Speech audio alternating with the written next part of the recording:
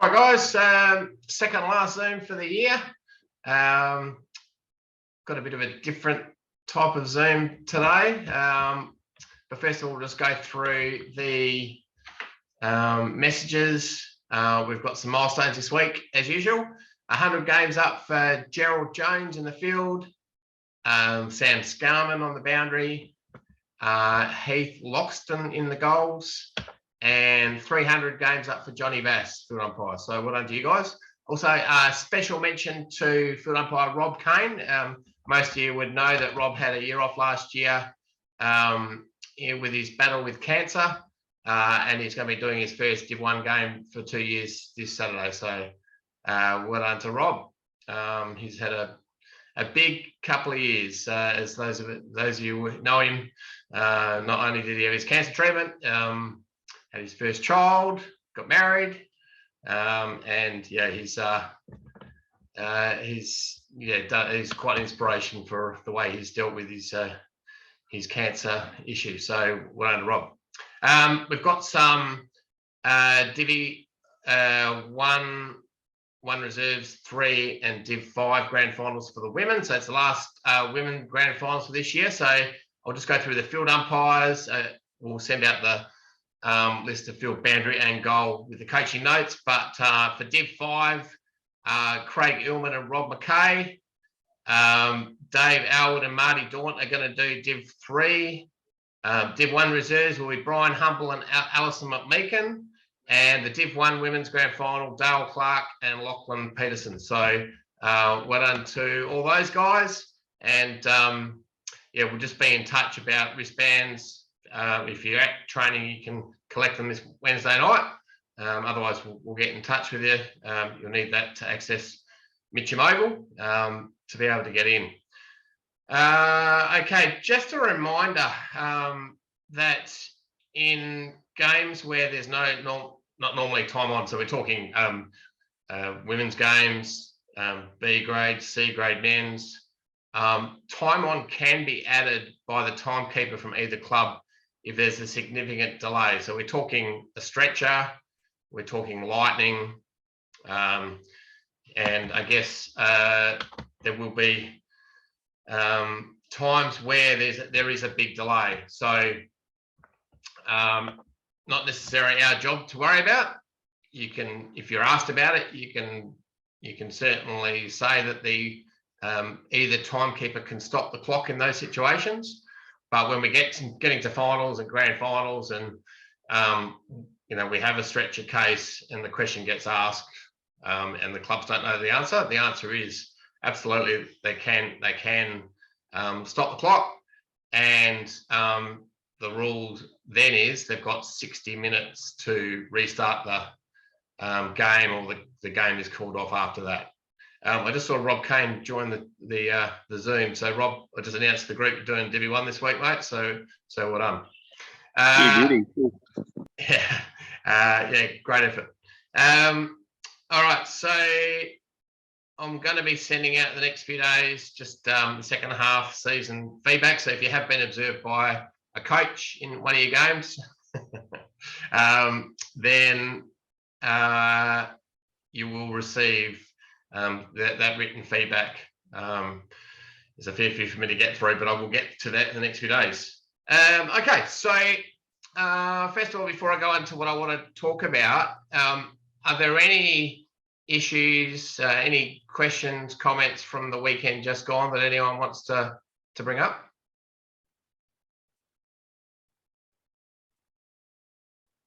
All right. And thanks for those of you that did get in touch with me. There were a couple of games where there was a bit of heat, and we've had to deal with a bit of that.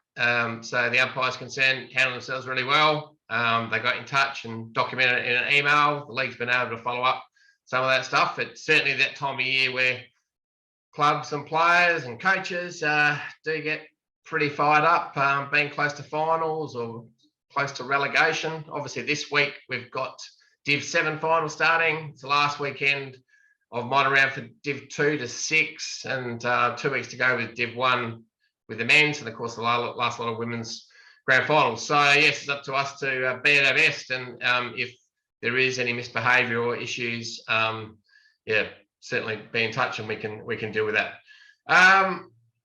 So yeah, I guess I wanted to spend a little bit of time today because I haven't got any coaching video, we haven't got any special guests, but just to remind you that the most important thing with your umpiring is to enjoy it. If you're not enjoying it, I need to hear from you. Is there anything I can do to help you change that? Of course, this time of year with appointments, people are going to be disappointed. There's nothing I can do necessarily about some of that disappointment. Either you finish up for the year and you don't get a grand final, or you don't get the grand final that you wish for. That's just part of umpiring, unfortunately. And I'll do the best to get the appointments where I think they should be. But away from those type of issues, if you're having something else crop up that's making you not enjoy umpiring, certainly keep it away from a game situation. We did have a really unfortunate incident on the weekend in one of our games where the two umpires weren't getting on, and they were exchanging words, and one of the umpires decided he wanted to leave the game at 3/4 time. So the other umpire had to umpire the game in the last quarter. That's pretty extreme, and both those umpires, for different reasons, aren't going to be umpiring this week because of their behaviour. That was just not acceptable. So I guess there's a right way to go about things and a wrong way to go, and that was the wrong way. If you have concerns that you want to discuss with me, I'm here. You might not always like the answer I give you, but I'm certainly open to hearing from you. So give us a call or an email if there's something that we need to address. I guess, and just a reminder too, when the season's over, we'll send out an online survey where you can provide your feedback. I'm available to meet one-on-one with anyone that wants to. We can address any issues that need to be addressed for next year. So yeah, there are channels that you can go through if you want anything addressed. But today, instead of focusing on the negatives, because it's fairly easy to do, I actually want to spend a bit of time looking at the positives, because I guess there's a saying that, the key to happiness is gratitude. And I think it's probably worth reflecting on the things that we enjoy about umpiring and the things that really why we keep doing it. So this is where I need a bit of feedback, and if you want to contribute, just unmute yourself. But the first question I guess I just want to ask is, what have you enjoyed about umpiring this year?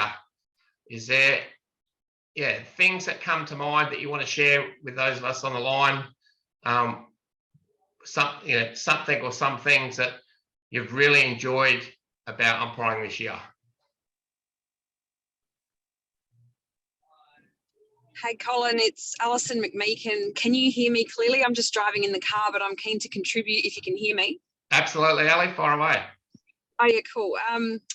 I just wanted to pipe up and say that I've really enjoyed coming out to trainings and really, I guess, jumping in this, not knowing anyone or really much about this at all, but enjoying meeting new people and being part of a fraternity, I guess.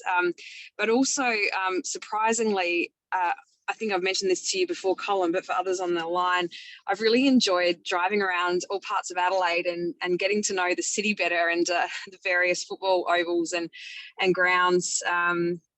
It's just taken me to places that I wouldn't have expected, and I've just really enjoyed and doing that as it's like my own goal. It's a personal goal of mine to have done it, and I feel like this year I've been given the opportunity. So massive thanks to you, Colin and Peter, for persevering with me personally, but I think you do a lot to make it possible for all of us to get on board this train. I've really enjoyed it. Yeah, fantastic, Ali. And as I announced before, you're doing the Div 1 Reserves Grand Final this week. And I said to Makita and to Sarah last week, and I say to you, yes, I have paid special attention to the women who have been umpiring women's footy and wanted to provide an opportunity to umpire a grand final, but I wouldn't be putting you in there if I didn't think you'd do a good job. And you've had a fantastic year. And Alison's the perfect example for someone who is totally grateful for the positives in her life, and Yeah, been a joy to coach you, Alison. It's been terrific having you in the group this year. Thank you heaps. Anyone else? Yeah, I'm happy to pipe up. Rob, the man. Far away. Yeah, look, obviously it's hard sometimes doing 2 games. You know, I've got a newborn. But what I love about C grade and even B grade is the banter on the field with the players. You can just relax and enjoy footy the way it should be. So I think that's important to recognise. And then obviously A grade, you know, the footy in A grade's top notch. Even down in Div 3 and Div 4, like it's good fun. And obviously footy means a lot to the guys that are playing. So it's great to be part of that community. And I always ask myself when it's raining, what am I doing out here? But if you concentrate on the things that you enjoy, concentrate on the positives, it gets you through the hard parts of the season. So anyway, thought I'd share my piece. No, very good, mate. I know your perspective would be enhanced this year, no doubt, with what you've endured. So yeah, thanks for that. Colin, can you hear me? Balsy. Yeah. As most of you know, I enjoy my umpiring, and I enjoy the company of other fellow umpires. And especially this year, I've enjoyed having the odd beer or two with the players and coaches after a match, and some of the officials, because everywhere I go, I always know someone or other. And some of the older officials are guys or coaches that I used to umpire back in Div 1 days or in other divisions. And even if you get a bit of flack on the field during the game from some of the fiery sort of players, if you sort of just have a bit of a laugh at sometimes with them and a bit of a joke, and you know, if they're really worried about something or other, you say, well, look, mate, if you get in front, you never know, I might give you a free. You to make some little comment.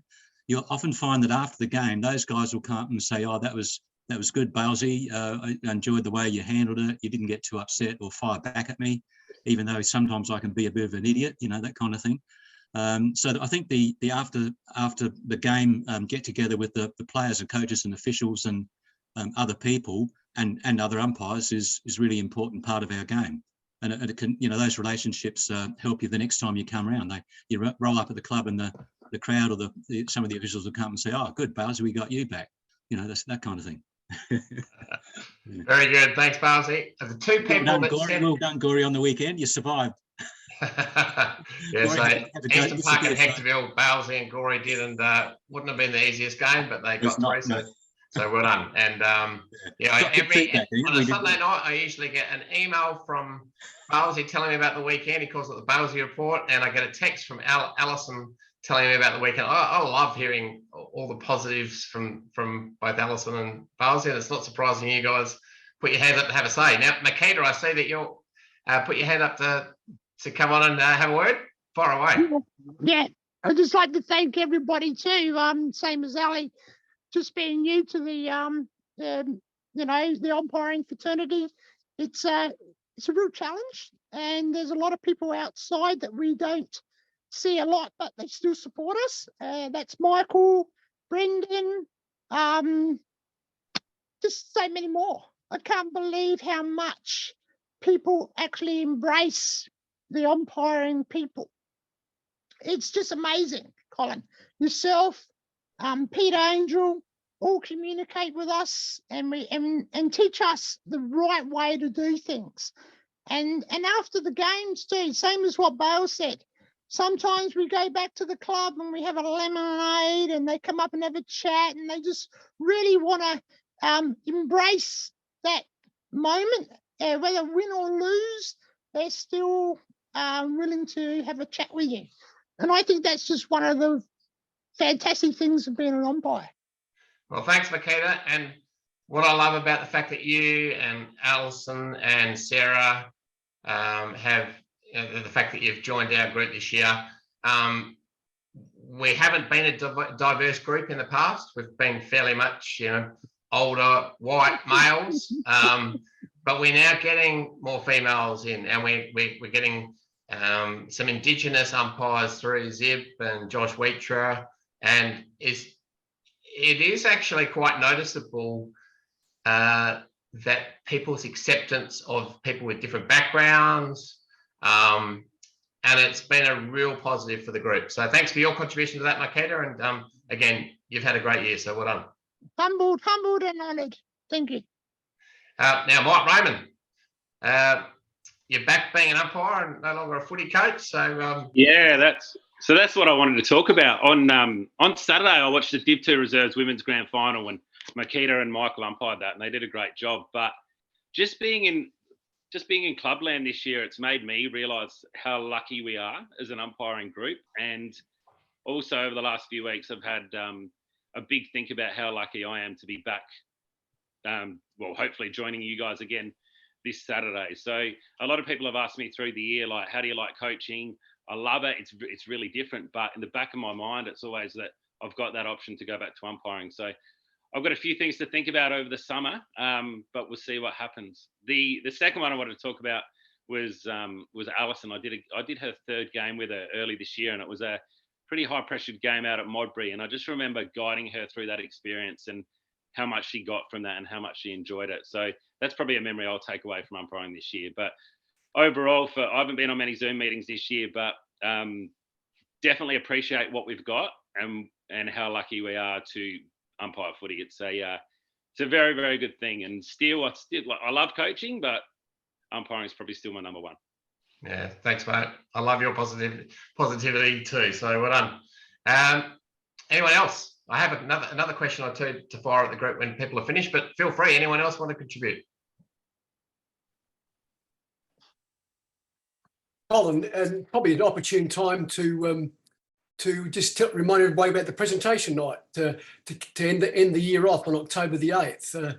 It's always a great night, so I would encourage everybody to jump on board. No, very good. Yeah, we'll be reminding everyone about that in the lead up, but absolutely, if you haven't got your tickets, be prepared to buy them. You can buy them now. So thanks, Corey. Yeah, some background noise. That might be you, Rob. But anyway, you want to have a say? Yeah, sorry. I was just, I wanted to share, I've had a great opportunity this year where I don't think I've umpired like only 2 or 3 people twice together.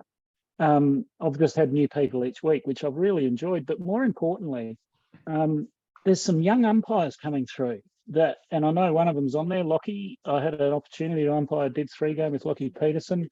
I had a guy by the name of Jake Bateman on the weekend, Ham, a couple of others. And I've actually put my hand up to the SANFL juniors because I used to coach juniors as well, Mike. And you know, I used to be a coach of footy and watch these poor kids get just thrown out to the wolves with the parents on a Sunday. And so I do a bit of that on the weekend as well now on Sundays. And it's just great seeing these kids coming through and actually enjoying umpiring, but also being bloody good at what they are at their job. So I just wanted to share that with you, Colin. That's something I've really taken from this year. Yeah, no, thanks. And you did mention a couple of some outstanding umpires. I've got great feedback from Jake and Lockie. Obviously, we haven't appointed Jake to the Div 1 Women's Grand Final for no reason. He's a kid in year 12, 17 years old. And as well as being a really good umpire, he's just a tremendous guy to deal with. So you're right, we've got some really impressive youngsters, and that's exciting to mix in with the experience that we have. So yeah, good point. Thanks, Rob. Anyone else? Cole, I'll just it's Nathan Horn here, mate. Just wanted to speak about the Inclusive League. It's the first time, obviously, this year that I've umpired the Inclusive League, and it's just opened my eyes to the passion of the players that play in the Inclusive League. And Paul and I did a game on the weekend, and we had an example of Tea Tree Gully. It's their first year into the competition. Goodwood Saints captain ran down half the field, bouncing the ball, everyone telling him he's going the wrong way. He gave the ball to a Tea Tree Gully player who was in the square, who was playing with cerebral palsy, and gave him the ball to kick a goal. And it was just unbelievable to watch. This captain of Goodwood Saints was the best on ground. In the last quarter, he swapped his Guernsey over and played for Tea Tree Gully to help them out with the numbers. And it was just I wrote in my report back to the SANFL that it was the best game I've ever been involved with. It was just really, really good. Oh, that's great. We get a few of those inclusive players getting a little bit fired up, and they're hard to deal with. But the positives of like you just mentioned, that they're amazing. Like to them, it's their life. It's what they actually look for. And I think I was being told by, I can't remember who I was speaking to on the weekend. Might have been Rob Midland, actually. Rob was saying he had an inclusive game where one of the players was told to go stand in a certain spot, and the whole game he just stood in that spot. That's all he did, and he walked off smiling. He felt like he'd played a game. It's a real experience for them all, and yeah, we have a role to contribute. And thank you for those of you that have put your hand up to help the Inclusive League this year. It's been a bit of a challenge to find a way to get the umpires to all those games, considering we're doing all these other games. But there's a number of you that have done it each week. So, and Nathan, you're one of those. So thank you for that. Yeah, someone else has got their hand up without a camera. I don't know who it is. Someone is calling from a Galaxy S8. That's Matty Jakes, Cole. Ah, Matty. How you going? Yeah, good. I just thought I'd put my 10 cents worth in, just to say that coming from a different league last year from Adelaide Plains, as Rob was saying, you get to umpire with a lot of different guys each week, and I'm very, very surprised and thankful for the actual knowledge that the umpires have of the game, who actually enjoy the game and there to be helpful. And like Adelaide Plains League, more so, it's a little bit about umpires' egos more so. But I sort of don't find that with the Adelaide Footy League. So I thought I'd mention that and say a big thank you to everyone who's been welcomed to me and given me a hand during the year.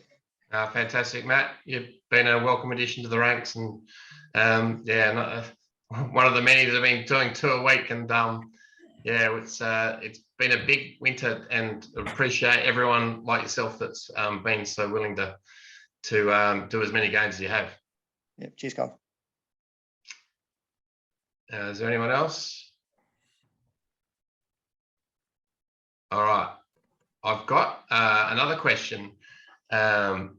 I actually had a number of questions, but I'll only pose the next one, I think, because that one took a bit more time than I thought we were going to spend on. So I've been reflecting a little bit on the AFL umpires that we've been lucky enough to hear from. So last year we heard from the South Australian field umpires in the AFL. So there's Curtis Du Bois, Eleni Glouftis, Craig Fleer, Lee Housen, and then we had Brett Roseby for our last one last year. And then obviously last week we had Jacob Ollison come on, and he was super impressive. And then next week we've got Matt Stevick, who's widely regarded as the #1 umpire in the AFL. So we've been really lucky through this Zoom meeting format to be able to hear from so many AFL umpires. So I guess I wanted to pose a question. What impressed you the most after hearing from all those AFL field umpires? And I guess in reflection, what do you think in learning about them and listening to them, what can you take into your umpiring and help improve what you do each week? If anyone wants to unmute themselves and kick off, yeah, feel free just to speak your mind.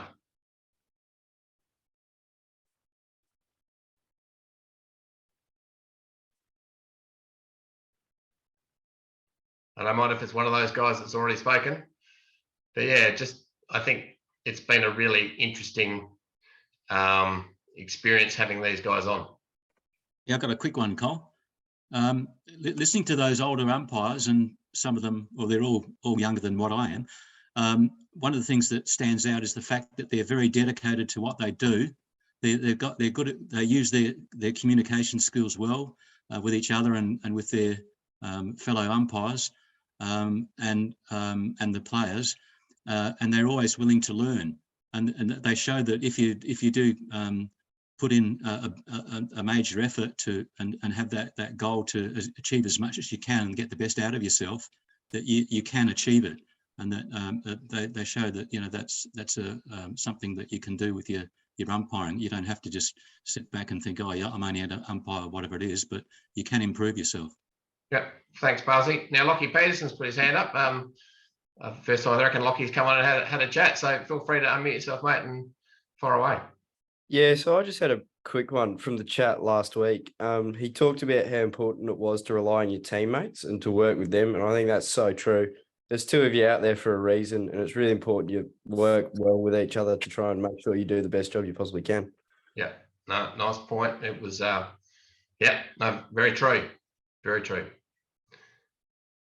Gory, you unmuted yourself for a reason? Probably the thing I got from last year and this year is they're all upstanding citizens of the world, if I can put it that way. They all came across as being good people. And that often goes to the core of a good umpire. Couldn't agree more. Couldn't agree more. That's a great answer. Rob Midland. Yeah, I noticed the leadership qualities that really shine through, and that their willingness to adapt to the situation of what happened with COVID really struck a chord with me, given the fact that they're not full time, and I did think that some of them were full time. So the ability to do that and leave behind their family is pretty, it shows their dedication. That's it. Absolutely. Cross. Yeah, I've had the fortune to be able to listen to a lot of them through an earpiece doing the shot clock, and every single one of them are just amazingly cool under pressure, and they can just the way they talk to players and themselves is just really professional as well. I think you'll find every single one of them, they're all quite intelligent people, men and women as well, but just, yeah, really professional. You know, what they say on the field, they don't talk about, really, there's no banter or anything like that. It's just say, I guess, the least amount of words as possible, but very professional and yeah, and cool under pressure. And I guess that comes with experience, and that's probably the reason they're at that level as well. Yeah, I hadn't met Jacob before last week, and just the short communication with him leading up to that Zoom, you know, he was just so willing to come on and share his thoughts. He wasn't worried about what people were going to think of him or what he should and shouldn't say. He was, in his words, he was happy to wing it, and basically, yeah, speak from the heart. It really came across as a genuine chat. So yeah, it was very impressive.